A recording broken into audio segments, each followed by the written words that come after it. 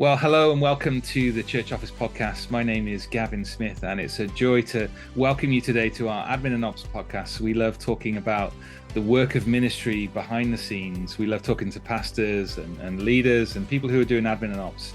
And my special guest today is Matt Waldock. Welcome to the podcast, my friends. Thank you very much. Really glad to be here, Gavin. It's great to have him, and Matt's going to tell us a little bit about the church and gospel coaching. And before we jump into the session, I just wanted to stop for a couple of minutes just to say a big thank you to Church Suite, our sponsors of the podcast. We really appreciate the support that they've given to us as a church office to do this ministry.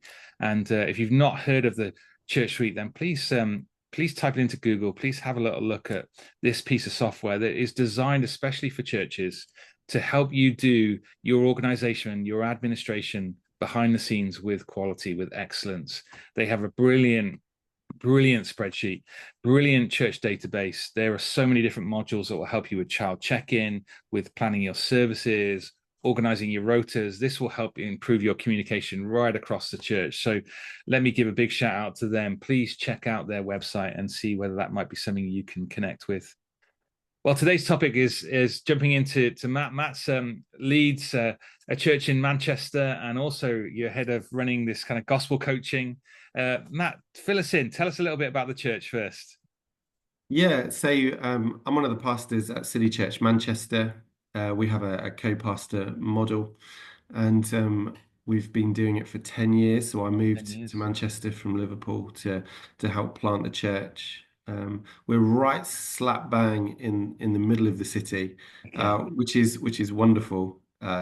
All sorts happens. Our kind of running motto is it's never a dull Sunday, because literally anything can happen being in the centre of Manchester. But yeah, it's been 10 years of doing that. It's been really fun, incredibly hard work. Learning loads. But yeah, loving being in Manchester.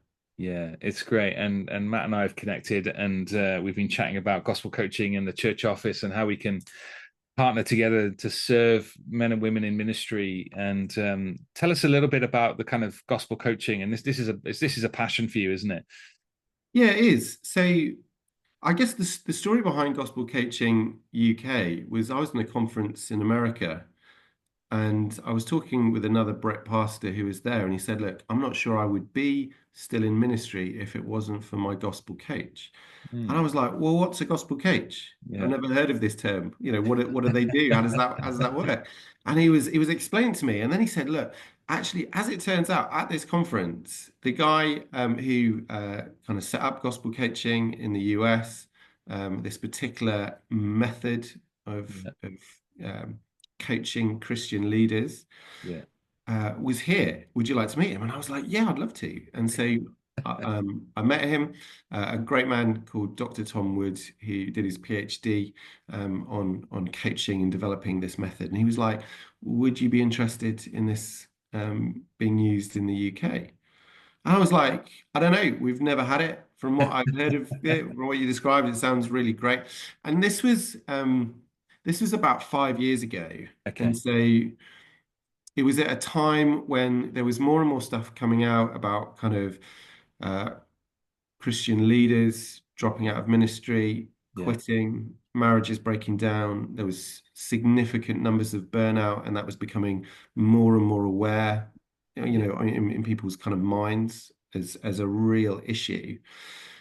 And so I was thinking, yeah, we should explore this. And so he said, "Well, if you can get a number of network leaders in the room, I'll deliver the course to you and to them. And then afterwards, you can decide whether you think this would be something worth exploring in a UK context." So we did that, gathered those network leaders in the room. We did the course. Afterwards, we said, like, "Do we think this would work?" And unanimously, they said, "Yes, this would be brilliant for us." And so we recognized that the material would need to be contextualized to the UK. We would need to do it differently to the American model in a number of different ways. But we thought, actually, if we could build gospel coaching into every healthy leadership ecosystem, the impact of that would be absolutely colossal for the gospel. Yeah. Men and women in ministry, their spouses, their families Yeah. thriving rather than just clinging on for as long as they can. Yeah. Wow, that would be brilliant. And so for the last 5 years, um, my role has been particularly to connect people up with coaches and to train leaders to become gospel coaches and to work with various different networks around the UK to see if gospel coaching could serve them, serve their network, serve the denominations. Yeah. Great. And you've been using this as part of your team, and you've been seeing the fruit of this, I guess. You've been doing it for 5 years Yeah. to some extent. Yeah, give us a picture of the difference that is making. If you got some examples of leaders, Yeah. this has really turned it around for them. So over the 5 years, we've trained about 106 different Okay. Christian leaders. 23 of them have been women, and we're in a process of actually seeing such an increased demand in women who are in ministry or women who have informal leadership roles. Yeah. Perhaps they're married to a pastor, Yeah. actually coming forwards and saying, actually, I'd love a coach Yeah. or I would love to be trained to be a coach. Um, about half of the staff team here at City Church of full-time staff members who've been through the coaching course itself. And already we've been able to see the difference that's made in terms of staff dynamics, Yeah. clarity of thinking, decision making, and I think the health of supervisions within the staff team, because actually we've got staff members now who are line managers who are now have a toolbox or a particular methodology to use when it comes to developing other members of staff and other leaders or volunteers within the church. So one of the big differences has been, I think, a staff team that feels happier and more productive. Hmm. And I think a massive difference has been a larger degree of confidence Yeah. in working with leaders, delegating, rather than feeling that it's just always easier to do it by myself because Yeah. it's just complicated to bring other people in. Yeah. Yeah. That's just not a sustainable culture in any church. Yeah. And I think gospel coaching has been really useful to give people confidence to be more inclusive, more enabling of others, to be mobilized, which again contributes to healthier living, healthier rhythms, and hopefully less burnout. I think one of the big differences that I've seen with guys that I've been coaching is there is something really significant and sadly very rare in someone else uh, being present with you as you articulate what's going on in your life and ministry. Yeah. Um, Yeah. and the key thing with coaching is you've got someone who's outside of your situation. Yeah. They don't know the people that you're talking about. Um, they've got no skin in the game of your Yeah. ministry other than to see you thrive. Yeah. Which means you've got a coachee for the first time who can actually share what's going on, Mhm. actually talk about the challenges that they're facing, not having to worry that it'll get back to someone. Yeah. Because much of the things that I think a leader faces, it's just not appropriate Yeah. to share. Yeah. Even it's very difficult to share it with other eldership teams or leadership teams because many of the biggest challenges are in those teams. Yeah. Um, so Yeah. often a lot of leaders, they carry these burdens by themselves, and the only person that they get to talk it to is is a spouse. Yeah. And Yeah. if the only person that you are able to bounce ministry ideas off with is a spouse, or if the only person you're able to debrief the challenges of ministry with is your spouse, Mm. Mm. I think that leads to uh, I think it leads to ill health within the marriage. Yeah. Yeah. Um, I think it creates an echo chamber which doesn't enhance clarity in decision making, but actually can diminish it. Yeah. Um, and the ability, I think, for a leader to talk to a coach and have someone who's going to ask them the questions that nobody else will Mhm. Yeah. has just been really, really refreshing and really, really valuable. And so there's some of the impacts that Yeah. I've seen just in Yeah. a short time that coaching's been in the UK. And it's great, isn't it? And I think we're both aware of scenarios, aren't we, where leaders are pastoring on their own, and you can see the need and the huge benefit there is for someone to be able to process things outside of, Yeah, well, there is no one else to process. You're right, outside of just a spouse, and then the complications of working with others as you grow a team or grow an eldership, yeah, grow a staff team. You're right. It's hard to be honest sometimes, and to have a peer that you can sit alongside and go, this is where I'm struggling. These are the decisions that I've got to work through.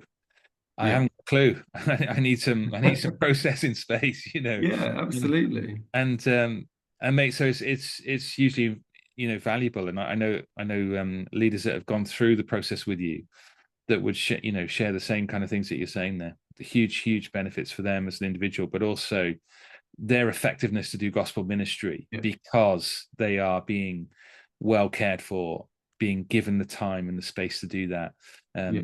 which is great. The If thing, someone's Go on, Matt. the thing that I'm seeing that is killing leaders out there is the unreasonable expectations Okay. that are either being placed on them or they perceive it Yes. is being placed on them. Yeah.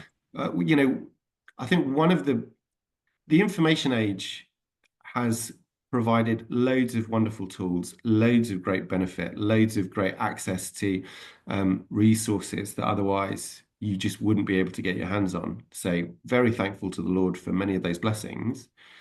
One of the downsides, though, of the age that we live in is the expectations and comparisons that congregations have with their pastors, with Hmm. their favorite online preacher across the world, Yeah. or the way they perceive their favorite online preachers across the world, has a real kind of on the ground impact. Yeah. Because I think Yeah. um, leaders, pastors these days, you have to be an outstanding communicator. Hmm. That's the expectation. And many of our people are listening to a number of the world's best Bible teachers in the world before they even come to listen to you. Yeah. Yeah. You have to be an outstanding visionary. You have to be a wonderful cultural kind of on the pulse reader. You have to be a phenomenal counselor. It's not enough to pray with someone in their time of suffering. The expectation is you're going to ask questions that will unearth from their childhood, what the deep trauma was. Yeah. You have to be the person who can build teams. Yeah. You have to be the person who can build systems. You have to be now an able CEO of a small charity, most Yeah. of us, and the Yeah. complexities of that. Yeah. And you have to have the expectation that you're going to be available whenever people need you. Now, Yeah. all of those expectations on any one individual are impossible. Mm. You try and do all of those things, you're going to crash, you're going to burn out, you're going to disappoint. Um, it, but actually, simply just saying kind of, well, I shouldn't have to be all of those things is rarely sufficient Yeah. because there is this dichotomy between what we know to be true, but what we feel to be true. Hmm. Hmm. And actually, it's feeling those things within, it's kind of absorbing some of those expectations and not having anyone to process that with, Mm. that I think is a significant contribution to why many leaders in ministry are miserable and many feel like they're on the verge of burning Yeah. out. Yeah. It is, and it's almost kind of like expected, isn't it, that you go into ministry and there's a kind of martyr complex that you are going to experience this, and this is just what life is like. This is a decision to go into ministry, and it's nuts, isn't it, to think that is the case, that we can't find life and joy and real fulfillment in what God's called us to do, Yeah. and how we work with others. It is a challenge, isn't it? And I think you're right. The need is out there. The need is out there. But for someone listening, Matt, to the first time and they go, a gospel coach, what is coaching? Maybe you're in an older generation that hasn't come across this kind of term, and you're thinking, oh well, this is just a worldly, they got coaches in businesses and CEOs are coaches, Mm. and now we're going to bring it into the church as pastors. Yeah. Uh, what's your thoughts on that? Yeah. I mean, I think you're spot on that one, Gavin. I hear that all the time. I'm sure. Gospel coaching, though, is different from business coaching or life coaching.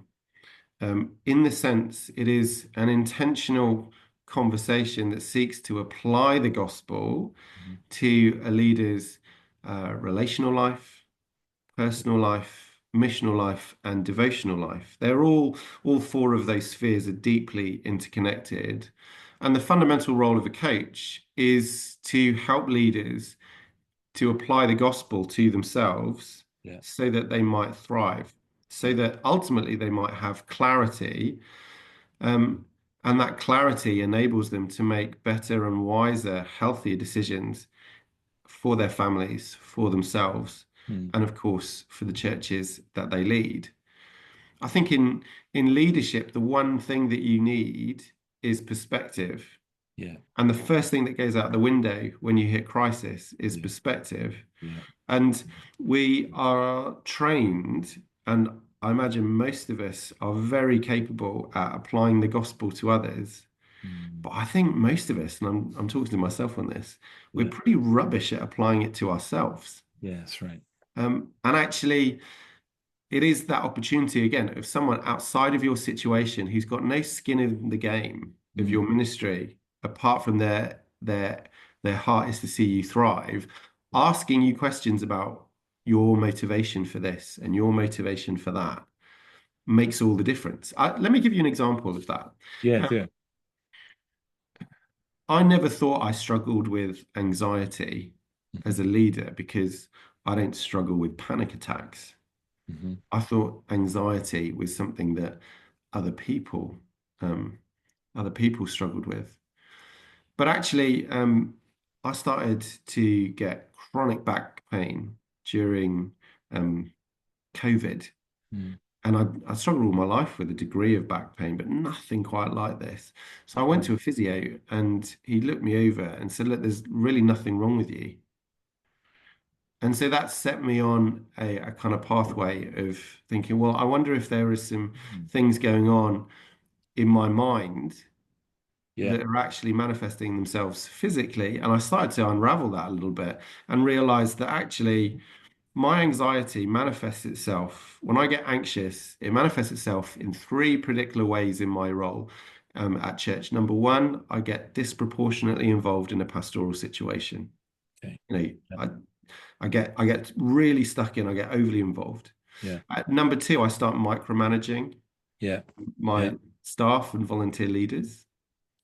And thirdly, I try and find a really big project in the life of the church to throw myself into.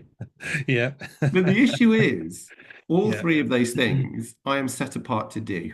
Yeah. And if you were looking at me from the outside as a member of my congregation, or even a member of my eldership team, you would look at me and think, well, he's just doing his job. Yeah. And in Yeah. some senses, I am. But at my heart, behind those three things was not for the love of the Lord, not for the love of those I was serving, but to try and help me regain control Yeah. and feel valued Yeah. and boost my identity through achievement.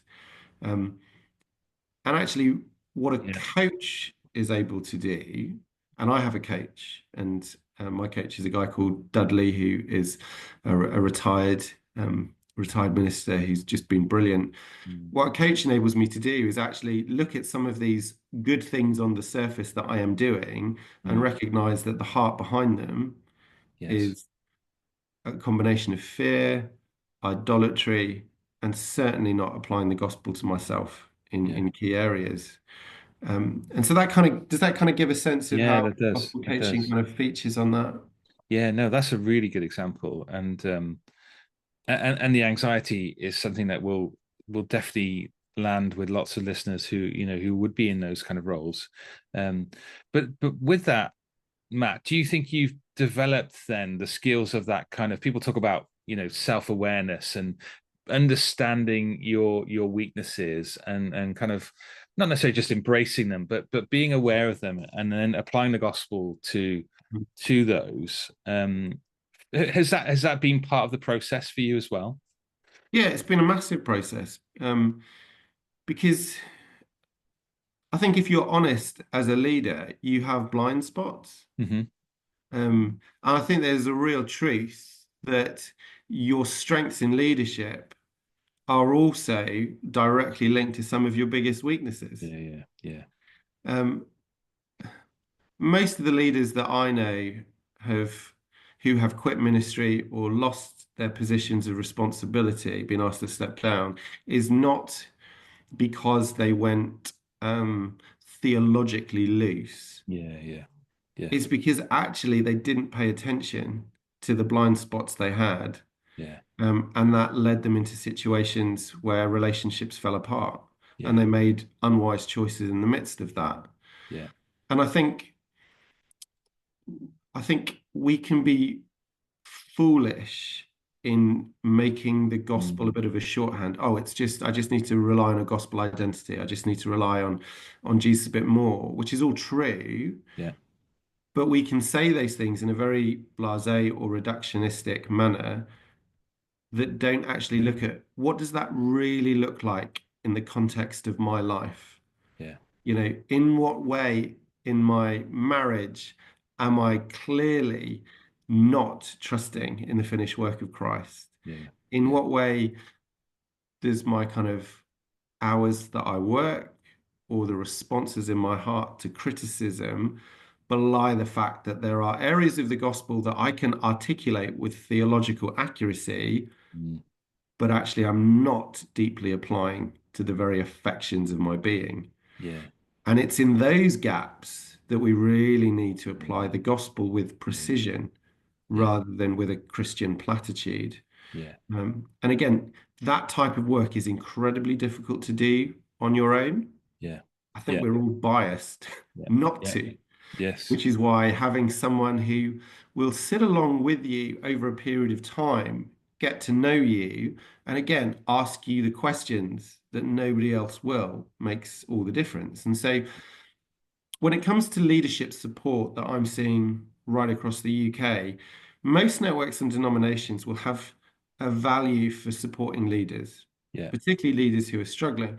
But what that mechanism largely looks like is a senior person will fly in and have a coffee with you yeah, for maybe 1.5 to 2 hours. And it'll be a great coffee. It'll be a great conversation. It'll be really helpful, but you may not see them again for yeah, another 6 months or year or whatever. Not yeah, because they don't want to do that, but because actually resources are really stretched. yeah. What what a coaching relationship enables you to do is to have someone who's going to meet up with you every 3 to 4 weeks for about an hour, typically online, who is getting to know you, getting Mm, to know your rhythms, getting to know your patterns, getting to know the challenges that you're seeing. And it may not be until the third or fourth session your coach is able to say to you, can I stop you there and just share some of the things that I'm observing? yeah, yeah. Because I think in a coaching conversation, I think this is largely true of any pastoral conversations. There's almost three categories. There is the things that you there's the things that you want to talk about. Sorry. No, you're fine. Um, there's the things that you want to talk about, and you're happy to share because they're not particularly embarrassing. Yeah. Then there are the things that you are aware of that you don't want to talk about because they are very embarrassing. Mhm. And then you've got the issue of things that you have in your mind that you're not even aware of Mm, that are causing havoc. yeah, If you don't have an ongoing conversation over a period of time, over a period of weeks and months, you'll only really sit in the first category yeah, of sharing the things that you're comfortable with sharing. yeah, It's trust, yeah, it's time that allows you to get to the deeper second and third levels. yeah, And I yeah, think that's one of the things that a coaching relationship that lasts a period of time can benefit a leader with. yeah. That's helpful. I think it's really resonated with me when you're saying about when you're struggling, you get somebody flies in for a coffee and conversation, and then so many leaders I've met that's obviously the first step, and then it's the offer of of some time off, or it's a leading conversation into a sabbatical, and you're right. These are all crisis things that we quickly can apply.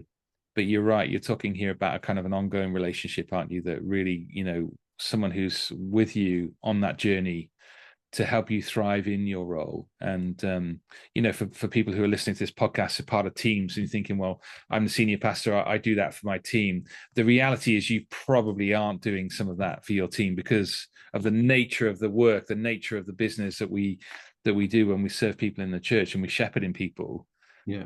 Constantly, aren't we being called upon? We're constantly working with sheep and teaching and carry that responsibility that we don't always think about the needs of our team in the best way. And Yeah. I think there's some reality checks there, aren't there, to go, actually, I think I'm doing this for my team. Actually, you might not be. I think Gavin, you're absolutely right, and I think there's a real need to be honest. I Mm-hmm. think for those of us who have the privilege of supervising other people on our teams, formally or informally, whether they're paid staff or volunteers, Yeah. that when you combine kind of uh, job targets, job objectives, all of the HR thing, all of the contractual things that are behind the scenes, Yeah. it's very difficult either for the person that you're coaching or supervising to be absolutely honest with you, particularly if some of the things that they could share may impact how their line manager, pastor will see them. Yeah. Um, and it's very difficult as well if you are the supervisor or line manager to ask certain questions because it just becomes very messy. Yeah. Yeah. If there is kind of an employer-employee dynamic. So Yeah. I'll give you an example of one of the benefits of a coaching relationship is someone might say, look, we have 5 small groups in our church. They function really, really well. We've seen real growth in the church. We think that's going to continue. We want to launch 15 more small groups by the end of the year. Yeah. And a coach may well be able to help that person move towards that. Yeah. But the first question a coach is going to have is, well, why do you want to do that? Yeah. What's Yeah. the heart behind that? Yeah. Um, is it because actually structurally that's the best way to serve the church, or is it because actually you know that that many small groups or a multiplication in your ministry will make you look good? Yeah. And you've always wanted to be involved in big church, and here Yeah. we are. Yeah. What's actually going on behind the scenes? Yeah. Yeah. Um, it's one of the advantages of, again, they don't have skin in the game of your ministry. Their Yeah. priority is to see you thrive. And particularly when someone's saying, look, I've got a brilliant idea. This would make a massive difference to the church. We could run this on a Thursday evening, and it's a brilliant outreach opportunity. And the coach will say, well, yeah, there's loads of opportunity there. And it might have real wins that you could go for. But you have told me over the last few sessions that you're already out 3, 4 nights a week, Yeah. Yeah. Yeah. that you feel like your marriage is being held together on a shoestring. Really? Is this Yeah. new idea going to be the Yeah. best fit for that? Yeah. However good it might be for the wider ministry of the church. Yeah. That's a hard conversation, I think, to have in an internal supervisory relationship. Yeah. Yeah. That's great, isn't it? Yeah. And these things we're chatting about, link into capacity, don't they? The church's capacity, our own individual capacity, and the example there of the small group thing and turning that into 15 more. If you're on your own in that space as a pastor, without anyone to kind of throw that around with and to think about motivations, to think about how we're going to do this. I can imagine so many mistakes being made with that happening, with the wrong leaders being appointed, with the wrong dynamics in the group not being thought through, with not having the time to put in the planning of what are we actually going to do in these groups, what's the purpose of these groups. Suddenly it kind of unravels a bit, doesn't it? And you've got a greater kind of crisis on your hands that now you feel like you're a failure, and now you're like, well, I'm ready to give up ministry. I never want to do small groups ever again. It kind of untangles like that, doesn't That's it? right. Quickly. That's um, right. so you know what you're suggesting there is great. Um, let's do a couple of words then to people who are employing others, and we chatted a little bit about this privately over the last couple of months, haven't we? Of when you Mm. call a pastor to the church and you're sorting out contracts and you're trying to give the best you can, but you're also trying to manage what the church Yeah. is able to offer. And we've had conversations on this, haven't we? That actually what we're identifying here is that leaders need support with marriage, potentially. They need support with their kids and family life. They need an outlet or some kind of outside support with some Yeah. coaching. um we obviously we're going to have a conversation about pay, and we want to pay our leaders well and Yeah. those kind of things, Yeah. but at the point we hire, if we could think through some of these things, Matt, what would you be recommending to Yeah. elders who are thinking, right, I'm going to call someone into a role? Yeah. Vital question. Vital question. I think if you're an elder or on an eldership team and you're in the process of thinking, okay, we're looking to call our next senior pastor or next minister or next key worker that we want to bring in, um, you want to be asking the question, how do we set them up to thrive, Yeah, not just through the induction period of the yeah, first few months, but we want this to last potentially for years. yeah, And we don't want them to kind of have a brilliant start and then burn out.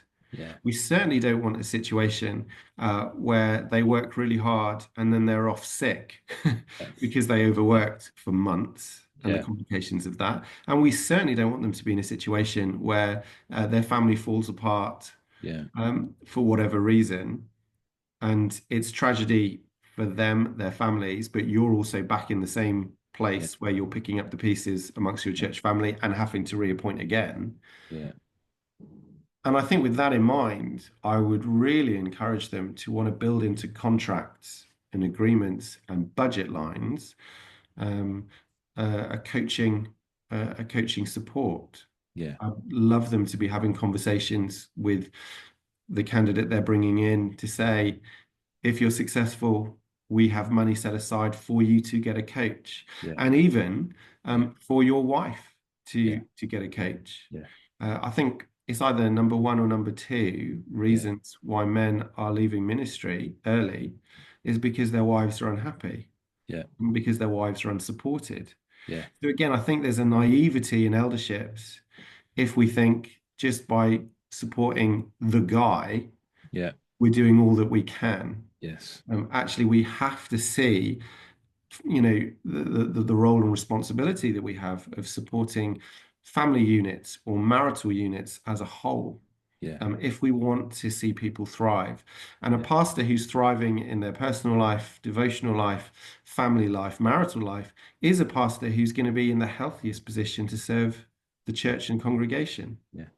Yeah, absolutely right. And I think at that point of entry, there's so much discussion to have, isn't there? To think about. Yes, we want our contracts to reflect how we can care for them, but also for them to understand what are some of the weaknesses, what are some of the anxieties that somebody may be coming in with. What experience do people have of managing people? How do they feel about that when they begin to do some of these roles? Because you may be calling somebody from a theological college who doesn't have some of those Yes. experience, that actually, are they the right fit? And we need to be kind of and likewise, I think, going the other way, I know so many people who go to churches who preach with a view, and they're purely judged on their preaching ability Yeah. to the majority of the extent that that you're like, this is nuts, because they need to understand how you guys make decisions. They need Yeah. access to your budget and the culture and the way that you work, because are they the right fit? And we're getting into a wider, broader thing, but all of this is so important, isn't it? Oh, it Because really is. yeah, And it's I think massive. there's a real lack of wisdom of thinking that when someone comes out of seminary Yeah, or when someone comes out of their first kind of church position, to your, you Yeah. know, as a kind of next step up, that they are the finished product. Yeah. Actually, the complexity and the significance and the importance of the role of being a minister of the gospel requires ongoing investment, ongoing development, ongoing care and shaping. Society doesn't stop shifting and Yeah. changing. The complexities of life don't slow down, they Yeah. just speed up. Yeah. And actually, giving them the tools of a coach, a support outside of the church can make a massive, massive difference. Mm. It often breaks my heart to hear stories of churches where there is a relationship breakdown, Mm. either within the staff team or between um, members of the staff team and the eldership. Mm. Because when there's a breakdown of relationship with leadership teams, they are the most painful and most damaging Yeah. kind of relational breakdowns that you can have in the Yeah. church. Yeah. But it often makes me think, in a kind of imagined sense, you know, I'm talking to someone who's really upset. They're broken by a relationship breakdown on their eldership or on their staff team with a member of staff. And it makes me think back, but yes, but there was a time when you interviewed that person, you sat down with them, you were Yeah. so excited for them to Yeah. join you and to come onto the team, Yeah. and you were so optimistic about how this would turn out. Yeah. You know, oh, what has gone wrong? Isn't it an absolute tragedy? If only there were some things that you could have done early on when everything was great Yeah. that would have helped with this situation. Maybe in the long run, it wouldn't have made any difference. But I think if there are some things in hindsight that you could have done to Mm. increase the likelihood this would have gone well, um, wouldn't you want to do it? And of course, the answer is yes. Yeah. And I think there are things you Yes. can do, as you've Yeah. said. You can be really deliberate in thinking about, well, how do we set people up well with contracts and the Yeah. things that we put in them to Yeah. increase the likelihood that things will go Yeah. well? There's often a naivety, I think, within churches that because we're all Christians, Mhm. Mhm. sin won't affect our relationships. Yeah. Yeah. Yeah. And we get totally rolled over by that. Yeah. Um, It yeah, surprises us. Yeah. I think you're absolutely right. Yeah. Front loading some of the Yeah. thought on Yeah. making sure that the relationships can be as healthy as possible, I Yeah. think is a brilliant idea. Yeah, yeah, and it's not a negative. People might see it as a negative thing, or why are we, putting in these Yeah, additional options front loaded, but actually they do, not only do they save the church money later because of the, people being off sick and leaving with stress, but actually it's a great huge investment for, yeah, supporting, leaders to serve long term into ministry, and that's yeah, what we want to see, isn't it? And that's where churches flourish, where there's yeah, long-term, stable leadership. It has a gospel impact, which is what we're about. So, yeah, absolutely.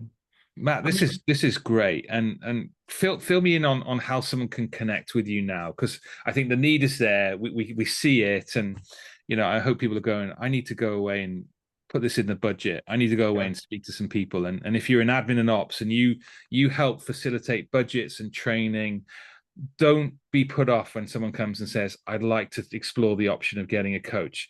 What can we do as admin and ops staff behind the scenes to enable this to happen? You may look on your pastor thinking, they're fine.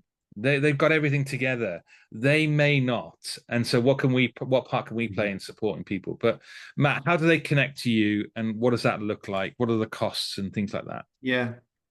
So I guess a couple of things just to say in terms of connection. Um, The first thing is, if you would like a coach, you can contact me at matt@cmmnet.org. And basically, what that looks like is I'll connect with you, get to know you a little bit, get to know Right. your context, and seek to find a coach that would be a good fit for you. Someone who's been trained through the gospel coaching method. We've got quite a rigorous process of training, development, and evaluation for that. So Great. when I recommend someone to you, you kind of know what you're getting, Yeah. which is, I think, important. And I think it's also significant to say that, You don't have to be the senior pastor to think, Hmm. oh, Hmm. I should get a coach. Yeah. I think you could be on any position on a staff team or in a lay eldership position, uh, and you are carrying leadership weight, burden, and Yeah. responsibility Yeah. that requires you to flourish. Yeah. And a coach could be really valuable to you. I think the second thing that I would say is we train people to be coaches. Hmm. Mm. Um, and that largely kind of falls into two groups. There are those who do what we have as a 3-day foundations training. Hmm. And that's in person where we go through the gospel coach training model. We go through the theological underpinnings. We go through the theoretical practice, and we do lots of practice sessions Yeah. to get you confident in these new skills that you're walking away with. And some people do that with no intention actually of coaching beyond Okay. that, but just from the perspective of they have responsibility of working with leaders and developing Yeah. leaders, volunteers, or on staff, and Yeah. they've never been trained how to do it. Yeah. They've never been trained how to ask good questions. They've never been trained how to structure a supervision session. They've never been trained how to move people forwards towards objectives Mm. using kind of smarter strategies. And actually, what this course does is it skills you up to do what you're doing, Yeah. hopefully more effectively and with greater confidence. But then there's a second group who will do the foundations training, and um, they will do the training. They're probably people who are already investing in leaders within their church, but probably externally to their church, maybe in their network, maybe in their denomination. But they've never really had, again, a particular methodology for doing it. Yeah. And what Gospel Coaching Foundations will do is it will sharpen you up on things that you're already doing, probably help you understand, oh, there's a name for that. There's a name for that. Oh, there's a Mm. particular technique for that. But it will also give you a whole set of tools that you're probably not using that will help you be more rounded in your coaching and development of others. I guess from a financial standpoint, we encourage people to pay a coaching fee for the Yeah. coaches that they get. Yeah. Um, but in that sense as well, we never want money to be an obstacle for someone not to have a coach. And Yeah. there are a whole bunch of trained coaches who are happy to coach for free. And Yeah. so we can make sure that people are linked up as appropriately. The course that we're doing, the foundations course, we've got one coming up in January, the end of January in Manchester. I don't know when this podcast is going to air. But we do a foundations course. It costs around about £389, but that includes the 3 days training, all the materials, Yeah. 6 online practice sessions afterwards, Yeah. and a personalized 360 evaluation. Yeah. So I think it's That's good it's a pretty value. good That's price. huge good It's a value. good Yeah. price for what you Yeah. get. Yeah. That is excellent. Yeah. We'll make sure this podcast goes out before that date in January. And obviously people can link into your website to check out what gospel coaching in more detail is. And I know you've written some articles and there's some things in there that will Yeah. draw people into that. So I've always planned to try and get onto this foundations course, mate, and it You'd be will be very welcome. I am going to be there, and I don't know if it'll be Manchester or whether we'll chat to you about doing one sort of closer to home, Yeah, South absolutely. Wales, because Absolutely. there's a bunch of people that I think would be interested here. So Yeah, yeah. so people have got your contact details to get involved. Well, a big thank you to Matt to coming on the podcast and fitting us in and just opening up this whole area for leaders for our consideration. And if you do have any questions that you'd like to follow up with, then please get in touch. Questions at thechurchoffice.co.uk. We would love to connect you with Matt. We'd love to chat to you more about this. If you're hearing this in an admin and ops role, then there are some things that we can learn from this as we supervise staff. And again, the foundations course might be something that we may want to look at this year. And I know this is a kind of year, we get to the end of the year, it's quite reflective, and we start thinking about next year, and maybe putting on one of these training courses onto your training calendar would be something that would be a good outcome from today. So thank you for your time, and thank you for listening to the podcast. And if there's anything that we can do as a church office to better support you in your administration, in your operations, to serve your church, but ultimately to serve the gospel, then please get in contact. We'd love to hear from you. Matt, thanks for joining us today. And pleasure, absolute pleasure. Love what you're doing, Gavin, and thank you for having me on. It's great to have you. And yeah, we'll see you next time on the podcast. All right. Thanks, guys.